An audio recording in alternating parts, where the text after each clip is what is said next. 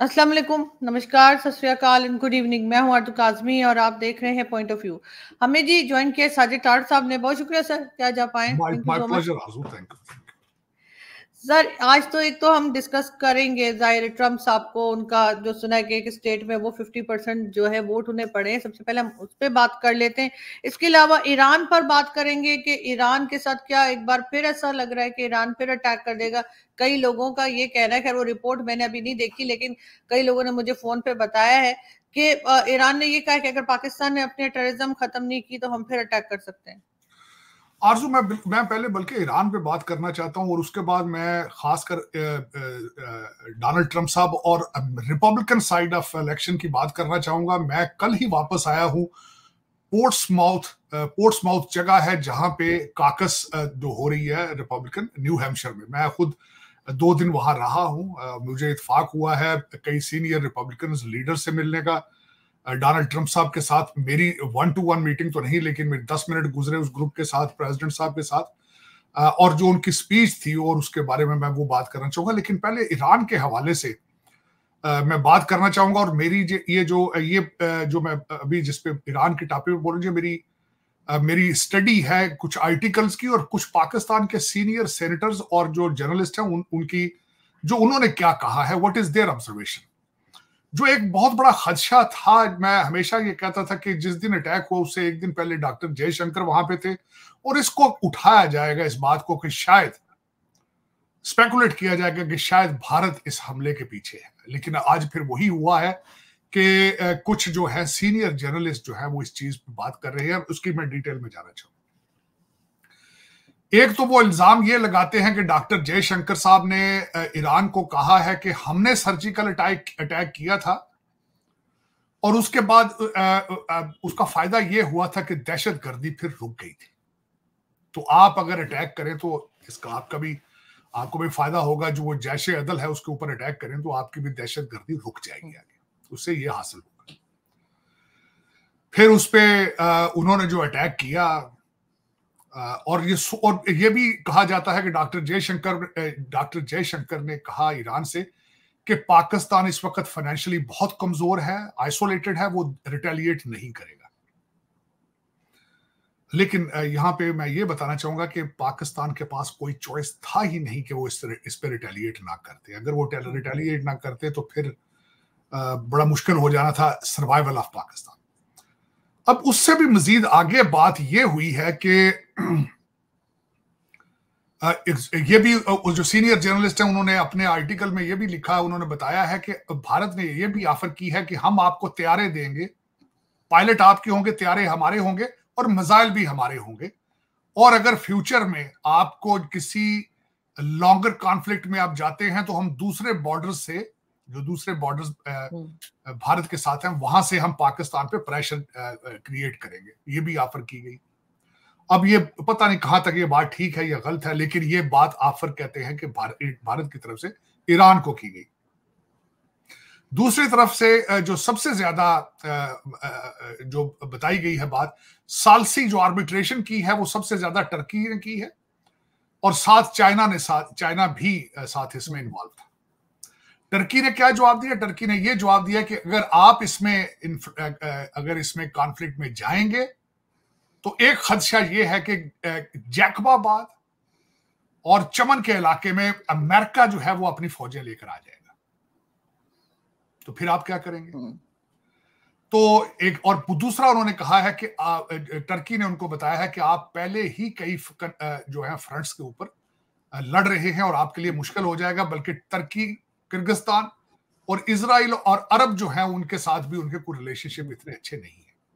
अभी रिसेंटली उन्होंने सऊदी अरब से रिलेशन अपने ठीक किए हैं, लेकिन ये सारी चीजें जेपरडाइज हो जाएंगी, तो जरा you have to be careful. तो उसके बाद उन्होंने चाइना इसमें गारंटर है कि BALA और BFA इसको खत्म किया जाएगा ईरान के अंदर से, और पाकिस्तान वाली साइड से जैशे अदल को पाकिस्तान कंट्रोल करेगा।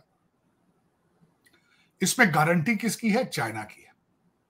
और दूसरा, दोनों कंट्रीज मिलके अपनी बॉर्डर मैनेजमेंट पे काम करेंगे और एक दूसरे के जो डेलीगेशंस हैं उनको अगर कोई खदशा है तो वो एक दूसरे के मुमालिक में जाके विजिट भी कर सके। अब मैं इस पे बल्कि इससे मैं आखिर में अपनी भी इस पे ओपिनियन दूंगा। इसके ऊपर जो सबसे ज्यादा सेनेटर मुशाहिद हुसैन है पाकिस्तान के, एक बहुत बड़े फॉरेन पॉलिसी पे उनका काफी ग्रिप है उनकी। उन्होंने कहा है कि पाकिस्तान के जो हालात ज्यादा खराब हैं वो रूस और अफगानिस्तान की जंग के बाद खराब हुए। लेकिन सेनेटर मुशाहिद साहब ने ये नहीं कहा कि उसके बाद हम दोबारा रिवाइव क्यों नहीं कर पा रहे। वो तो जंग हो गई ना, खत्म हुआ है, उसको काफी अरसा हो गया। मुशाहिद साहब ने ये नहीं बताया कि उस वक्त पाकिस्तान ने क्यों ये सारा किया था अफगानिस्तान में जिहाद, और बिलखसूस जो पैसे आए वो कहां गए। और फिर उस वक्त जो आपने जिहाद किया, बाद में उसी जिहाद को दहशतगर्दी में आपने कर दिया, चेंज कर दिया। और फिर उसके बाद अभी तक आप उन डॉलरों के ख्वाब देखते रहते हैं सुबह शाम। उन डॉलरों के ख्वाब छोड़े, मूव ऑन, ये नहीं बताया सेनेटर साहब ने। अब एक दूसरे हमारी खातून है, हुमा बकाई हैं, उन्होंने इस पे बोली। उन्होंने कहा ये ईरान के साथ हमारे रिलेशनशिप कभी ठीक थे ही नहीं, हमेशा ही कशीदा रहे 70s के बाद या उससे पहले। अब उन्होंने ये कहा कि भाई इस वक्त ईरान और अफगानिस्तान की सरजमीन जो है वो पाकिस्तान के खिलाफ दहशतगर्दी में इस्तेमाल हो रही है। मेरा उसके लिए जवाब यह है, हुमा बकाई साहिबा, यही एतराज दोनों दूसरे मुल्कों को आप पे है, बल्कि 3 मुल्कों पे है। भारत को भी एतराज है कि आपकी सरजमीन उनके खिलाफ इस्तेमाल हो रही है। और फिर उसके बाद उन्होंने ये भी फरमाया है कि पाकिस्तान जो है वो वहां पे मजहबी फिरके हैं जो मुसलसल, वो जो कंट्रोल में नहीं है, तो कंट्रोल किसने करने कंट्रोल वो। और यहाँ पे एक बड़ी यूनिक सिचुएशन ये थी, मैं खुद बल्कि सारी जिंदगी यही पढ़ता रहा हूँ। यूनिक सिचुएशन ये थी, इसका लुब्बे लुबाब तो मुझे नजर आ रहा था ओवरऑल कि भाई ईरान के पीछे रशिया है, पाकिस्तान के पीछे अमेरिका है। आपने रिसेंटली अभी पैसे लिए हैं IMF से, हमारे आर्मी चीफ साहब भी बड़ा कामयाब दौरा अमेरिका का करके गए, आपने जाहिर जवाब देना ही था उसका। समझ इस बात की नहीं आई कि दोनों मुल्कों की नेवल एक्सरसाइज हो रही थी हमले वाले दिन। चाबहार के अंदर आपका पाकिस्तानी डेलीगेशन बैठा था। काकड़ साहब जो कि चॉकलेट लेने के लिए स्विट्जरलैंड गए हैं, उनकी साइडलाइंस के ऊपर फॉरेन मिनिस्टर से बातचीत हो रही है, और रात को अटैक हो गया। और दूसरी खूबसूरती यह है कि एक हफ्ते के अंदर अंदर एम्बेसडर भी वापस जा रहे हैं, ये सारे डेलीगेशंस भी वापस जा रहे हैं। एक हफ्ते के बाद सब अच्छे की रिपोर्ट आ रही है। लेकिन एक मुझे यहां पे जो कुछ चीजें मैं समझता हूं कि चाइना ने यहां पे आर्बिट्रेशन कर दी है कि जी हम जैश-ए-अदल को हम इधर से पकड़ लेंगे, आप उधर से BLF को पकड़। और यार जो दूसरे मुल्कों के साथ हालात खराब है वो भी ठीक कर लो, फिर भारत की रिजर्वेशन है वो भी ठीक करो। अफगानिस्तान के साथ रिलेशनशिप उनको ठीक क्यों नहीं करते हो भाई, उनके रिजर्वेशन देखिए ना। अगर आप एक कंट्री के साथ ये सारी जमानतें कर सकते हैं, आप फोरकास्ट कर रहे हैं कि हमारे रिलेशनशिप तो पहले से भी अच्छे हो जाएंगे जी, और यार दूसरे मुल्कों के साथ क्यों नहीं यही फार्मूला अडॉप्ट करते, आगे मूव ऑन क्यों नहीं करते इन चीजों से। आपकी तरक्की का, सर्वाइवल का मैटर ही अब ये, आपकी सर्वाइवल का मैटर इस वक्त। ईरान तो कुछ भी नहीं करता ना प्रोड्यूस, ईरान की तो इकॉनमी खुद इतनी अच्छी नहीं है। और भारत की जो इकॉनमी ठीक है, उनसे ही कुछ सीखें, आप उनके साथ ट्रेड शुरू करें। तो लेकिन सर ये भी है कि अमेरिका के लिए ऐसा ना हो कि पाकिस्तान जमीन दे दे जैसे अफगानिस्तान के लिए दी थी। हो सकता है ईरान को ये डर भी हो। मैंने तो कहा ना कि टर्की ने कहा है उनको, भाई आप अगर इसको ज्यादा छेड़ोगे तो अमेरिकन आगे जैकबाबाद में आ जाएंगे और चमन आ जाएंगे, क्वेटे में आ जाएंगे, फिर क्या करोगे। इसलिए तो वो रुक गए हैं। लेकिन एक मुझे ये बताया, अगर अमेरिकन को जमीन चाहिए होगी तो आपने ना थोड़ी करनी है।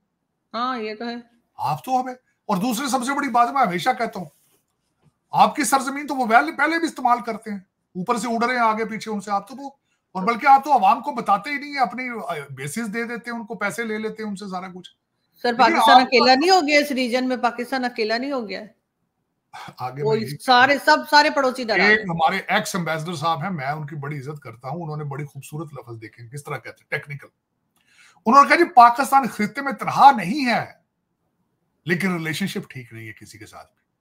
देखिए कितनी खूबसूरत फिक्रा है। कहते पाकिस्तान तनहा नहीं है बिल्कुल, लेकिन किसी के साथ रिलेशनशिप भी नहीं है। वाह भाई वाह, इसको कहते हैं डिप्लोमेटिक लैंग्वेज इस्तेमाल करना। कहते हैं हम तनहा नहीं है, लेकिन बोलचाल भी नहीं है किसी से। लेकिन उसमें ये बात ये है लेकिन मैं एक चीज की दाद ये दूंगा कि ये जो इस वक्त ईरान का इन्होंने जवाब दिया है, इसमें भी नेशनल इंटरेस्ट मौजूद है कहीं ना कहीं। अगर देखा जाए, पैसे तो होंगे ही, लेकिन इसमें नेशनल इंटरेस्ट भी मौजूद है इसमें, कि आगे फ्यूचर में अगर तो इसका जवाब ना देते, फिर तो भाई हर एक ने घर में घुस जाना था इधर उधर से। कुछ नेशनल इंटरेस्ट लिया, मुश्किल फैसले किए किसी ने बैठ के, और मैं चाहता हूं कि इन्होंने जो फैसला किया है इस चीज का, इस ऑपरेशन का नाम, मुझे एक इस पे एतराज जरूर था, इसका ऑपरेशन था ऑपरेशन मर्ग बरमचार, बरसरमचार, ठीक, ऑपरेशन मर्ग बरस। यार ये फारसी का नाम रखने का क्या जरूरत थी यार? हम तो पाकिस्तान नहीं है, फ्रांस, हमारी को फारसी थोड़ी जबान है। ऑपरेशन डंडा मार नाम रख लेते इसका, ऑपरेशन जूते मार रख लेते, ये मचार करने की क्या जरूरत थी? चले ठीक है। और भाईजान ऑपरेशन मरगे बस शर्मचार रख लिया है, ऑपरेशन मरगे करप्शन कब करेंगे? उसका इंतजार क्यों कर रहे हैं आप? तो अब मैं जो खासकर, अब दूसरा जो ये तो मेरा ईरान के बारे में तजजिया था कि हम कहां खड़े हैं, कहां जा रहे हैं। जो मैं बता रहा हूं कि जब वो जो डेलीगेशन थे वो भी वापस जा रहे हैं, हमारे वहां पे जो एम्बेसडर्स साहब थे, टीपू साहब थे, वो भी जा रहे हैं वापस, और सब अच्छे की रिपोर्ट हो रही है। अब देखें आगे कहां जाते हैं।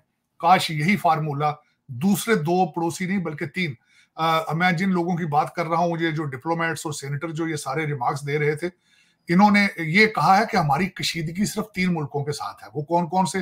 अफगानिस्तान, भारत और ईरान। लेकिन ये कि बताएं, इंडिया, चाइना आपसे खुश थोड़ी है। आपने उनका $26 बिलियन खा के पिज्जे ले लिए अमेरिका में, वो खुश थोड़ी है, वो भी तो बेजार है। ये अगर सड़कें उखाड़ी जा सकती तो सी पैक को उठा के ले जाते अगले वापस चाइना में। वो तो बेचारे सड़कें बिछा बैठे। आप देखें, सितम जरीफी ये है, वो बेचारे यहाँ सड़कें बनाने आते हैं जो को आपको खुद बनानी चाहिए, फिर आप उनके इंजीनियर अगवा कर लेते हैं, फिर उनसे पैसे लेते हैं। अगर एक मुझे अफसोस इस बात का हुआ, वो एक चाइनीज इंजीनियर ने कहा है कि यार ये 3-3 घंटे की नमाज की ब्रेक करते हो आप, तो इसको नमाज की ब्रेक को थोड़ा कर लो। वो पठान भाई इकट्ठे होकर सारे उस पर उन्होंने इल्जाम लगा दिया कि इस्लाम को इसने गालियां निकाली, इस्लाम खतरे में आ गया यहाँ पे, वो जान बचा के भागा वहां से। तो भाईजान ये अगर इस तरह नहीं करेंगे, मुल्क तरक्की की तरफ नहीं जाएगा। आपने तो मजाक बना रखा है ना हर चीज को, गलत बात है इसमें। लेकिन अब आगे चलना चाहूंगा। मैं बता रहा हूं, अमेरिकन, मेरी जो ओरिजिनल एक्सपर्टीज है आरजू, वो तो मेरी अमेरिकन पॉलिटिक्स है। मैं पिछले 30-35 साल से यहाँ पे आई एम पॉलिटिकल वर्कर, और मेरी तालीम भी सारी यही है। मैं लॉ में सारी जिंदगी यही पढ़ता रहा हूँ, और पॉलिटिकल साइंस पढ़ता रहा हूँ, हाई स्कूल से लेकर 2 लॉ स्कूलों तक, कॉन्स्टिट्यूशनल लॉ सारे पढ़ता। एक तो मैं ये बताना चाहूंगा आपके देखने वालों को, अमेरिकन इलेक्शन के हवाले से, जिस कंट्री से मैं बोल रहा हूं, वहां पे यहाँ पे 250 साल की जमहूरियत की हिस्ट्री मौजूद है, और आज यहाँ पे जमहूरियत ढूंढने से भी नहीं मिल रही।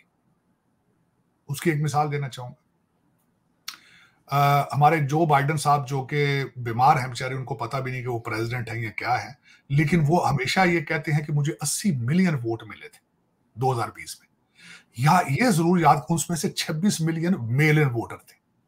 अब मेल इन वोटों में होता है फ्रॉड, यहाँ पे उसको कहा जाता है यहाँ की टर्म में वोटिंग हार्वेस्टिंग। वोटिंग में एक बंदा जो होता है वो सारी पर्चियां इकट्ठी करके ले आता है, चर्च में बैठ के वो मोहरें लगा के तो मेल कर दी जाती है। ठीक, चले कोई नहीं, कर लिया, हो गया, 2020 था, खत्म हो गया। आगे क्या हो रहा है कि 3 साल जमहूरियत सोई रही है, उसको कुछ भी नहीं हुआ, कुछ भी नहीं हुआ। जो ही डोनाल्ड ट्रंप साहब ने अपनी कैंडिडेसी अनाउंस की है, जो ही उनके पोल अच्छे आए हैं, उनके ऊपर 90 केसेस कर दिए गए। जमहूरियत की हालत ये है। अगले दिन जब मैं न्यू हैम्पशायर में था, तो प्रेसिडेंट ट्रंप साहब ने फरमाया, उन्होंने कहा मेरे ऊपर अल कपोन, जो कि यहाँ पे जो यहाँ बहुत बड़ा गैंगस्टर था, उससे ज्यादा केसेस है मेरे ऊपर। ठीक है, चले वो भी इस्तेमाल करें, डिपार्टमेंट ऑफ जस्टिस को इस्तेमाल किए करें आप, FBI अब KGB बन चुकी है अमेरिका के अंदर। 6 जनवरी का जो बहाना करके तकरीबन 1280 लोगों को सजाएं दी जा चुकी हैं, 20-20 साल की, 18-18 साल की। अंतीफा और ब्लैक लाइफ मैटर को खुली छुट्टी है, जो मर्जी किसी चीज को आग लगा दे, कोई फर्क नहीं पड़ता। इस वक्त वाशिंगटन DC, जो कि अमेरिका का कैपिटल है, वहां से सारी गाड़ियां चोरी की जाती हैं, गन पॉइंट पे छीनी जाती हैं, और 1 घंटे के अंदर बाल्टीमोर की सी पोर्ट से गूगल कर लें, मैं ये अपने जवाब से गूगल करके देख लें कि बाल्टीमोर सी पोर्ट से वो फौरन गाड़ी अफ्रीका पहुंच जाती है। आप गूगल करके देखें, टोरंटो और अमेरिका से गाड़ियां 2 जगह जा रही हैं, दुबई और नाइजीरिया और अफ्रीका, साउथ अफ्रीका, ये हालात है यहाँ पे। और उसके बाद मैं खैर मजीद बोलना चाहूंगा कि मैं गया यहाँ पे, वो जो वोटिंग हो रही है इस वक्त, रामास्वामी, विवेक रामास्वामी जी, मैं खुद उनका बहुत बड़ा मदाह हूँ उनकी आइडियोलॉजी की वजह से, उनकी ग्रोथ की वजह से। मेरा सेंसिटिव मैटर ये भी है कि साउथ एशियन है, भारतीय हैं, मेरा इसीलिए सॉफ्ट कॉर्नर भी है। और दूसरा कंजर्वेटिव है। उन्होंने अगले दिन आयोवा के अंदर जब डोनाल्ड ट्रंप साहब ने इलेक्शन जीता वहां से अपना काकस का, तो उन्होंने जब उनको इंडोर्स किया तो उसकी जो स्पीच दी, मोती प्रो दी उन्होंने सारी, और मुझे बिल्कुल ये नजर आ रहा है कि अगर डोनाल्ड ट्रंप साहब इलेक्शन जीतते हैं तो उसकी कैबिनेट में उनका अच्छी पोजीशन होगी। और अमेरिका की रिपब्लिकन पॉलिटिक्स के अंदर विवेक रामास्वामी का नाम जो है वो रहेगा, और देयर आर चांसेस कि he become a president one day. और मैं चाहूंगा कि इस तरह का प्रेसिडेंट बने, जो कि सबसे पहले मैं बात बताऊंगा कि विवेक रामास्वामी जब अपनी तकरीर शुरू करते हैं तो वो एक लफ्ज इस्तेमाल करते हैं, हेलो पैट्रियट्स। और दूसरा मैं ये बताना चाहूंगा कि ये रिपब्लिकन पार्टी में ज्यादातर हम लोग जो हैं वो we are nationalist. Donald Trump के साहब की पॉलिसी भी यही होती है, अमेरिका फर्स्ट। अगर अमेरिका नहीं है तो फिर उसके बाद क्या है? अच्छा, उसमें ये बताना चाहूंगा कि न्यू हैम्पशायर के अंदर अब इस वक्त 3 कैंडिडेट मौजूद हैं। डोनाल्ड ट्रंप साहब हैं, दूसरे नंबर पर निकी हेली है, तीसरे पे फ्लोरिडा के गवर्नर हैं रॉन डिसेंटिस। आज एक बहुत बड़ी खबर है जो कि भारत की मीडिया ने भी उठाई है। उन्होंने कहा है, एक स्पेकुलेशन थी, 2 क्वेश्चन थे और जिसमें मुझे खुद भी कंसर्न था। कुछ लोग कहते थे कि Vivek Ramaswamy will become a vice president on the ticket. उसके बारे में अभी क्लियर तो उन्होंने, डोनाल्ड ट्रंप साहब ने नहीं कहा, बल्कि मैं खुद जब उनसे मिला जिस गैदरिंग में, उसमें भी उन्होंने कहा था कि विवेक रामास्वामी को उन्होंने काफी सराहा है। उन्होंने कहा we will be working together for long period of time. कोई लोग उसको इशारा यही समझ रहे हैं शायद ही will be a vice president. लेकिन आज निकी हेली के हवाले से उन्होंने कहा है कि उसका कैलिबर नहीं है, वाइस प्रेसिडेंट नहीं बन सकती मेरे साथ। अब मुझे पर्सनल थोड़ी रिजर्वेशन भी ये है कि वो एक सिख फैमिली से बिलोंग करती है। श्री सरदारनी रंधावा है उनका, जट फैमिली से है, लेकिन वो कहती हैं कि मैंने उसको छोड़ के क्रिश्चियनिटी को अडॉप्ट कर लिया। और वो सिखिज्म के हवाले से, और दूसरा भारतीय अपने बैकग्राउंड से भी उनको प्राइड नहीं है। विवेक रामास्वामी की मैं जो आखिरी उन्होंने जिस दिन एंडोर्स किया, मैं उस दिन भी बहुत खुश हुआ। उन्होंने एक लफ्ज इस्तेमाल किया, I am the son of a legal immigrant. उससे मेरा और फख्र उस पर मजीद हुआ। लेकिन आज की अच्छा, उसमें अब आगे मैं चलना चाहूंगा कि यहाँ न्यू हैम्पशायर में डोनाल्ड ट्रंप साहब जीतेंगे और नजर आ रहा है पोल के हिसाब से भी जीतेंगे। इससे अगली जो होगी वो साउथ कैरोलिना होगी, जिसमें निकी हेली समझती है शायद इस आवर होम स्टेट, और वहां से कुछ होगा। लेकिन इसमें यह क्लियर है कि रिपब्लिकन साइड से डोनाल्ड ट्रंप ही आएंगे। और दूसरी साइड पे इस वक्त इलेक्शन में बताया ये जा रहा है, लोग यही स्पेकुलेट कर रहे हैं कि Joe Biden will not be the Democrat candidate. कौन आएगा? एक तो ये फैसला करेगा बराक हुसैन ओबामा। वो किस तरह? पहले भी ये हिस्ट्री बन चुकी है कि एक शख्स ने 12 साल अमेरिका के ऊपर हुकूमत की है। जो बाइडेन इस वक्त प्रेसिडेंट नहीं है, Barack Obama is a president. और दूसरी इसमें बात यह आ रही है कि कैलिफोर्निया के गवर्नर न्यूसम जो है वो आएंगे। तीसरी यहां पे एक और भी लोग बातें कर रहे हैं कि शायद इलेक्शन के करीब जाके मिशेल ओबामा इलेक्शन में उतर आए। अगर वो उतर आती हैं, इलेक्शन जीतती हैं, अमेरिका की हिस्ट्री में पहली दफा होगा कि एक शख्स ने अमेरिका को 20 साल चलाया।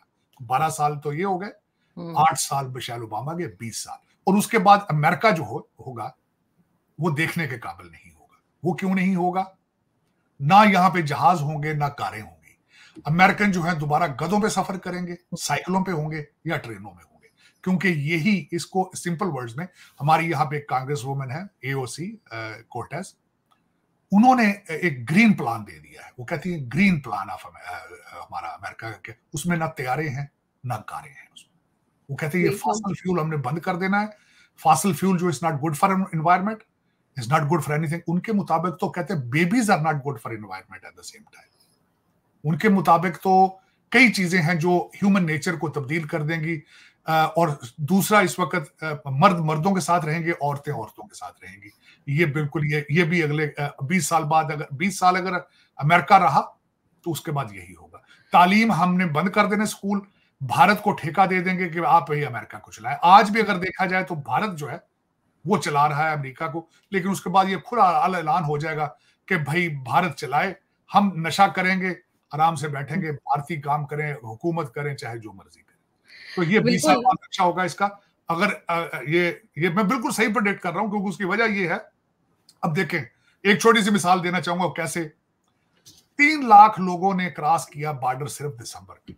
सुना है 13 से 15 मिलियन लोगों ने बाइडेन के दौर के अंदर बॉर्डर क्रॉस किया है। डेमोक्रेट्स को देख रहे हैं कि दे आर वोटर्स, ये हमारे वोटर्स हैं, ठीक है जी। हम एज ए रिपब्लिकन देख रहे हैं इसमें कई दहशतगर्द आ रहे हैं, ये नशा लेकर आ रहे हैं, ड्रग्स लेके आ रहे हैं। एक मैं आज आपको एक मजे की बात बताऊं, जो रिसेंटली मुझे डोनाल्ड ट्रंप साहब ने अपनी स्पीच में भी कहा। उन्होंने कहा बाइडेन दौर के अंदर 27,000 चाइनीज अमेरिका के अंदर दाखिल हो चुके हैं इलीगल इस बॉर्डर से। उन्होंने ये भी कहा कि क्या चाइना अमेरिका के अंदर अपनी जी, उन्होंने कहा कि क्या चाइना अमेरिका के अंदर अपनी आर्मी बनाना चाहता है। हालात यहां तक खराब है। और उसके बाद ये मैं बताना चाहूंगा कि आगे ये करेंगे किस तरह वोटर्स को देख रहे हैं। आगे इस वक्त डेमोक्रेट पार्टी चाहती है आरजू के ग्रीन कार्ड वाले लोगों को राइट्स दे दिए जाए कि वो वोट दें, और इनकी ख्वाहिश है कि अगले इलेक्शनों में ये जितने लोग इलीगल आए हैं बॉर्डर क्रॉस करके, इनको ग्रीन कार्ड दे के इनको कहा जाए कि आप वोट डालें। वो वोट डालेंगे सारे डेमोक्रेट, और वन पार्टी रूल हो जाएगा। कम्युनिज्म, यहाँ सोशलिज्म कम्युनिज्म होएगा। बराक ओबामा साहब बादशाह बन जाएंगे और नीचे चलाने वाले भारतीय सारे होंगे। ये फ्यूचर है। लेकिन सर ये तो है, बिल्कुल जाहिर है, क्योंकि कई लोग कह भी रहे थे, तो डोनाल्ड ट्रंप साहब की और कई चीजें जो अमेरिका में हो रही हैं वो बिल्कुल हमने आपसे बात करनी थी। लेकिन एक चीज सर लास्ट में जाते जाते, भारत में जो है वो आज संडे है, कल जो है राम मंदिर इनॉग्रेशन है, उस बारे में आप क्या कहेंगे? क्योंकि उसकी भी काफी तैयारी है और काफी हंगामा है वहां पे, काफी तैयारियां और सब कुछ मिल रहा है, देखने को मिल रहा है, क्या कहेंगे आप? उसके बारे में आरजू, मैं हमेशा ये कहता हूं कि इस पे हमारे जो मुसलमान भाई हैं वो ज्यादा सेंटिमेंट हो जाते हैं। लेकिन मैं गुजारिश एज एक वकील, एज ए लॉयर, और खासकर एक एज ए बहसीत इंसान, और एक मेरा बैकग्राउंड भारत, इंडिया, पाकिस्तान के हवाले से, इसको जज्बाती नहीं बिल्कुल लेना चाहिए। मेरी हिस्ट्री, एक तो ये कोर्ट का फैसला है जिन्होंने देख के किया है हिस्टोरिकली सारा कुछ। दूसरा, जब मैंने पढ़ा यहाँ पे मुगलों ने, जो कि मैं उनका कोई इतना बड़ा फैन नहीं हूं, इन्वेडर्स थे, लूटर्स थे, और मार मार के लोगों को उन्होंने मुसलमान किया। उन्होंने यहां आके एक मंदिर नहीं, हजारों मंदिर तोड़ के मस्जिदें बनाई। ठीक हो गया।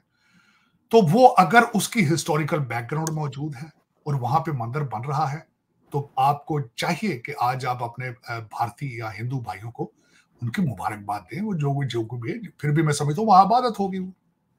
दूसरा, अगर आपको ज्यादा इस पे, फिर भी इस चीज पे आप सेटिस्फाई नहीं होते, तो आप ये देखें कि आपने इस्तांबुल के अंदर एक चर्च को मस्जिद बना दिया है। वहां भी लोगों के सेंटिमेंट्स हैं, या तो फिर आप उसको बर्दाश्त करें। फिर मैं आपको ये बताऊंगा कि आप सिंध के अंदर, जिसको एक लफ्ज इस्तेमाल किया जाता है हिंदू बरादरी, लेकिन आप वो उसको बरादरी का लफ्ज खत्म कर देते हैं, बरादरी आप नहीं समझते उनको, आप उनके साथ क्या सलूक करते हैं। या तो फिर उसके लिए भी तैयारी करें आप, या तो फिर उसको बर्दाश्त करें। तो इस पे मैं समझता हूं कि मोदी साहब कर रहे हैं। मैंने इस पे बड़ी डिटेल स्टडी की है, बल्कि इस पे पूरा एक प्रोग्राम करेंगे कि किस तरीके से। अभी 4 और ऐसी मसाजिद हैं जिनके बारे, और मैंने 1912 का एक वहां पे गोल्डन सुनहरी मस्जिद भी है न्यू दिल्ली के अंदर, उसके बारे में भी एक केस चल रहा है वहां पे।